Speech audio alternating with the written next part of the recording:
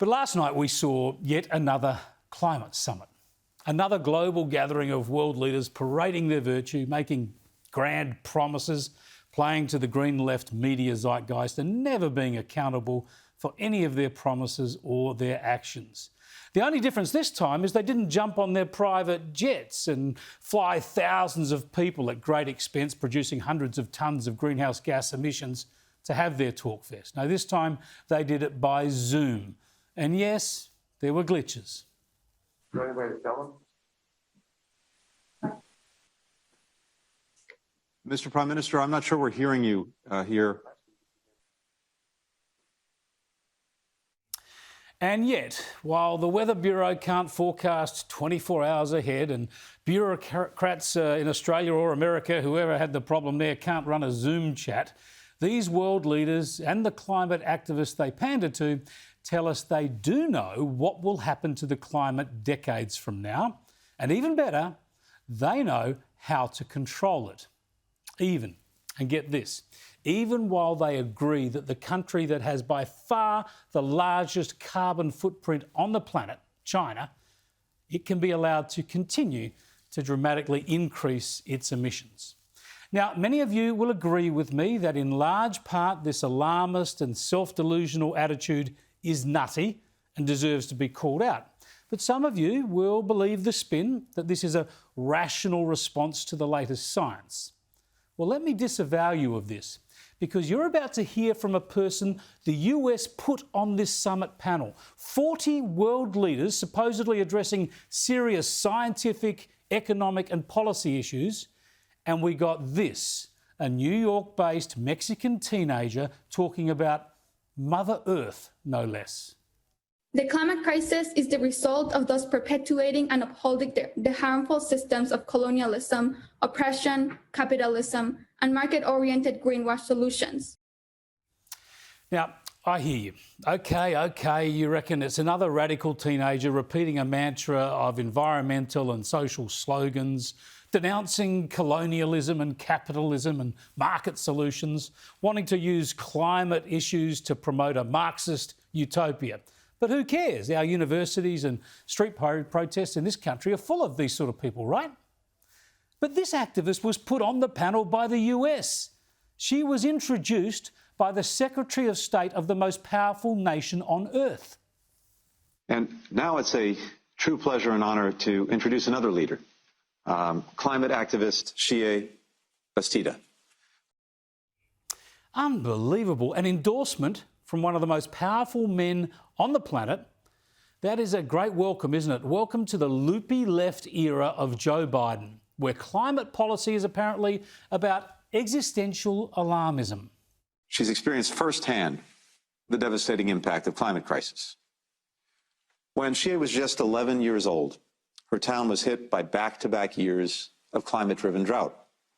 Then the intense rains came, and then the floods. Imagine that. Droughts and floods. A new scourge on the planet, apparently. This stuff is deeply worrying. This is not fact-based. This is fear-mongering. A rush to claim that everything we see now has never been seen before, like our fires over the summer or our droughts in Australia, even when the records say otherwise. This is post-truth politics. And we get the very engine room of the global economy, the United States, the beacon for free countries, free people and free markets, and we get the US promoting this sort of nonsense on the global stage. We demand that you stop any new fossil fuel infrastructure and existing fossil fuel extraction, including pipelines. We demand comprehensive, non-Eurocentric and intersectional climate education, including literacy on climate justice, environmental racism, ancestral and indigenous wisdom, on historical movements, disability justice, green careers, and sustainable living. We demand that you stop systematically targeting the global South and Black and Brown and indigenous communities through environmental plunder, the exploitation of our lands, and neoliberal policies. We demand to get to net zero emissions by 2030, not net zero by 2050. I mean, when you look at this rot, I'll tell you how worrying it is. If Che Guevara or Fidel Castro were still around, it looks like Joe Biden would have them addressing this climate summit. This is off the rails.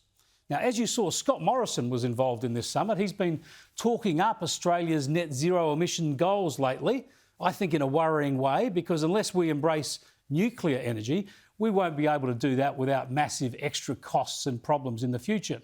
But Morrison was a tower of strength and common sense in this forum, pushing back against their grandstanding, pointing out Australia's good record that we've cut emissions by 19%.